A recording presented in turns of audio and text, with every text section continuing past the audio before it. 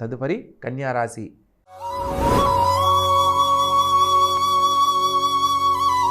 ఈ యొక్క కన్యారాశి జాతకులను కనుక పరిశీలించినట్లయితే లగ్నంలో కేతువు, సప్తమంలో రాహుగ్రహం సంచరిస్తూ రాహుకేతుల మధ్య మిగిలిన గ్రహాలన్నీ సంచరిస్తున్న కారణంగా ముఖ్యంగా చేయబోతున్న ప్రతి పనిలో కూడా కొంత మిశ్రమ ఫలితాలే పొందబోతున్నారు అనేది సూచనగా తెలుసుకోవాలి.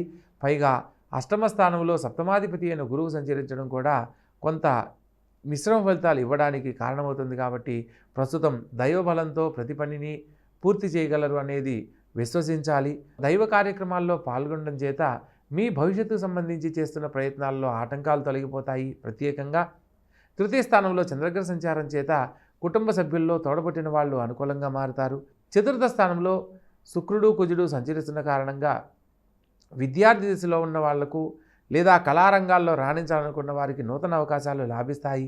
పంచమంలో రవిబుధులు మరియు కుజుడు సంచరిస్తున్న కారణంగా సంతానం రీత్యా కొంత ఇబ్బందులు తలెత్తే అవకాశం ఉంది. షష్టమ స్థానంలో శని భగవంతుడు, చంద్రుడు సంచరిస్తున్న కారణంగా తల్లిగారి ఆరోగ్యం పట్ల జాగ్రత్త వహించండి. ముఖ్యమైన వ్యవహారాలలో ఆలస్యం పనికిరాదు అనేది తెలుసుకోవాలి. సప్తమ స్థానంలో రాహుగ్రహ సంచారం చేత జీవిత భాగస్వామితో ఎటువంటి వాదనలకు వెళ్ళకూడదని తెలుసుకొని ఒకరు సంయమనం పాటించడం ఉత్తమం. అష్టమ స్థానంలో గురుగ్రహ సంచారం చేత ముఖ్యమైన విషయాలలో పనుల ఒత్తిడి, శారీరక శ్రమ వల్ల ఆరోగ్య విషయంలో అశ్రద్ధ చేయడం వల్ల కొంత అనారోగ్య పరిస్థితులకు దారి తీయడానికి అవకాశం ఉంటుంది. కాబట్టి ప్రతి ఒక్క విషయంలో జాగ్రత్తగా మసలుకోవాలి.